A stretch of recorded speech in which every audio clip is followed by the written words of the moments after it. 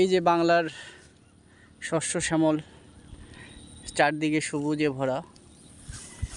তো যারা বাংলার প্রকৃতি, গ্রামের প্রকৃতি যারা মিস করেন তাদের জন্য ভিডিওটা করতেছি। তো আসলে এই কাজগুলো আমরা ছোটোবেলায় করতাম, খুব মজার কাজ। এই যে বৃষ্টি আসছিল, তাই ও পানিগুলো শুকিয়ে দিচ্ছে যাতে ধানগুলো নষ্ট না হয়ে যায়।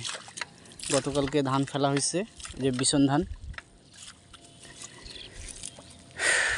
কি বলবো, আমাদের এই যে মমিন সাহেব আমাদের সব কাজ করে বাড়ির। মমিন সাহেব সেই 2016 সালে ঢাকা থেকে আগত না মমিন? 2016 সাল থেকে আমাদের এখানে। আগেও ওই যে ট্রেনে ভিক্ষা করে বেড়াইতো, 10 টাকা দেন, 5 টাকা দেন। পরে আমি ওরে ধরে নিয়ে আসছি, আইসা আমাদের ওই যে ওখানে একটা ফার্ম ছিল মুরগির, ওখানে মুরগির ফার্মে থাকতো। তো মুরগির ফার্ম এখন ওখানে শেষ, ওখানে অন্য একটা প্রজেক্টে কাজ চলতেছে। তো ও বাড়ির সমস্ত কাজ, ও এখন আমাদের বাড়ির ম্যানেজার বলা যায় আর কি।